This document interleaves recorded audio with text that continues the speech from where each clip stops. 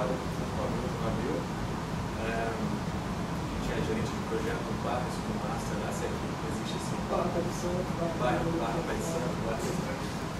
eu queria conversar um pouco com vocês hoje sobre resiliência aplicada em times ágeis. O que é resiliência, como potencializar um pouco da resiliência nas equipes ágeis e para que serve resiliência, se é importante. Mas, na verdade, é trazer um pouco desse tema à tona que não é tão comentado assim. A resiliência ela é um termo da física que fala da propriedade de certos materiais em voltar ao estado original, ao estado inicial, depois de uma determinada pressão, transformação, perturbação. Ou seja, por exemplo, a borracha ela tem uma resiliência grande, porque você aperta a borracha, ela volta para o estado dela original com facilidade. Diferente do ferro, talvez, do alumínio, coisa assim. O profissional de psicologia vai falar que existem os profissionais que são resilientes, que são aqueles que, dado um determinado momento de estresse, ele consegue retomar um equilíbrio emocional de uma forma fácil, com sua produtividade natural. E para times ágeis, eu acredito que a resiliência seja a condição, a capacidade do time em retomar sua produtividade, sua velocidade, dado uma mudança significativa, como uma mudança grande de escopo, um membro do time que sai inesperadamente da equipe, algum fator externo, como uma mudança estrutural da empresa, então uma mudança de estratégia. O mesmo PO tem mudanças significativas de estratégia do produto. Então, é a forma que o time consegue lidar com isso de uma forma rápida, voltando ao estado original de velocidade e produtividade.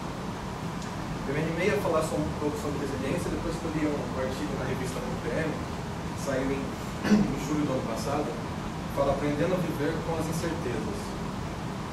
E aí ele faz um paralelo interessante sobre gestão de riscos e resiliência.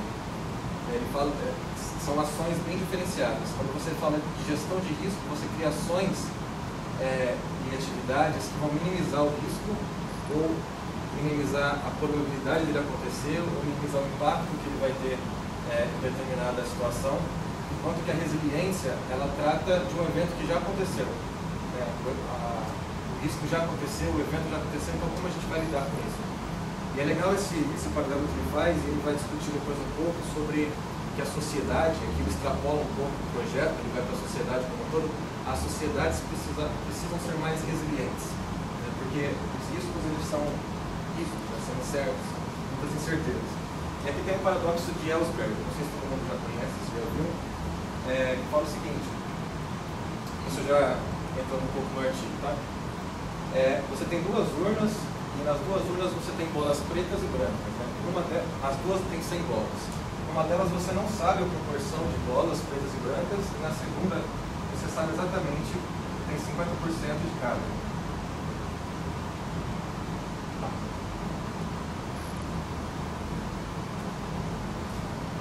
E o experimento que esse tal de Ellsberg faz é o seguinte: se você tivesse que apostar R$100 que você ia tirar uma bola preta, qual urna você escolheria? A grande maioria das pessoas escolhe a urna B, porque você sabe exatamente, já está quantificado o risco.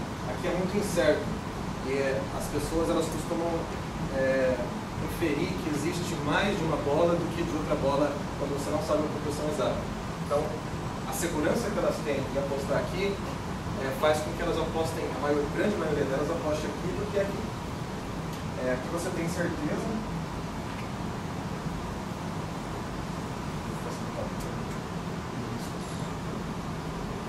De riscos às incertezas quantificáveis. Né? Ele vai falar o seguinte, que transformar incertezas em risco é caro e leva tempo.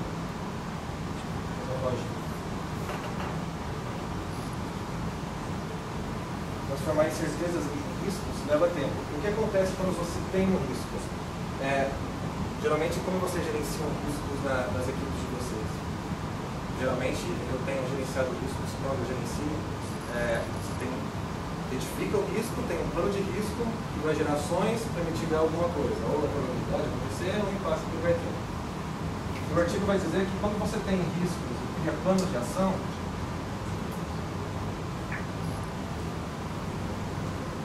As ações de um plano de ação de um risco geram novos riscos. Então é um ciclo vicioso. Por exemplo, ele vai citar que os cintos de segurança nos carros tornaram os carros potencialmente mortais, porque deram uma falsa sensação de segurança que possibilitou que a indústria fizesse carros mais velozes. Outro exemplo que ele dá é o controle de inundações. Uma vez que você consegue controlar um risco que é a inundação, você cria uma sensação de segurança que faz com que você possa criar usinas, residências próximas a áreas de inundação. Só que o mecanismo de controle da inundação também tem os seus riscos. Se ele falhar, o impacto vai ser muito maior do que se realmente não tivesse sido feito. Então, plano de riscos, ações para mitigar riscos geram novos riscos. Ou seja, é aprendendo a viver com as incertezas. Você sempre vai estar num ambiente ou que você não sabe exatamente, ou mesmo sabendo e criando ações, você vai gerar potenciais novos riscos. E aí que ele fala da resiliência. Dado que você sempre vai conviver com incertezas e elas vão acontecer, é preciso que você se prepare e seja mais resiliente quanto à atuação disso. E uma boa notícia é que no DNA dos métodos ágeis, das práticas ágeis, já existe a resiliência. Você vê a resiliência, por exemplo, no TDD, no Test Driven, que você, dado uma mudança, você já consegue mapear exatamente onde vai quebrar o seu código. Você tem resiliência no pair programming, onde o conhecimento todo está disseminado entre os participantes e, dado que um sai, você não perde muito com o seu time que fica. Achei até uma coisa interessante na internet que ele falou sobre o truck number. Você já ouviu falar disso? Truck number é assim, quantas pessoas um caminhão precisaria atropelar para que você tenha um problema no seu projeto? Quanto maior o número, melhor, porque se você atropelar uma pessoa só e você tiver problema com o seu projeto, significa que o conhecimento não está muito disseminado entre os participantes. E aí ele vai falar de resiliência e eu extrapolei um pouco e fui pensar como que você consegue potencializar a resiliência nos ambientes. E aí eu pensei, ainda não concretizei, não fiz minha cabeça sobre isso, mas autonomia é uma coisa muito interessante, né? Em Scrum, por exemplo, em práticas ágeis, você tem impedimentos. Impedimentos geralmente são riscos já concretizados, em que o Scrum Master, o mesmo time, pode atuar. Então, a autonomia que ele tem para poder tirar o impedimento para frente é algo que contribui com a resiliência. Outra coisa é a sinergia entre equipes. Não adianta você ter autonomia se você não consegue articular entre as equipes internas e mesmo externas da sua empresa. E pensei também em empatia.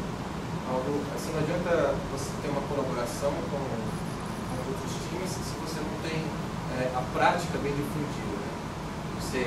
A colaboração ajuda em todos os casos, mas conforme você vivencia aquilo na sua rotina, você consegue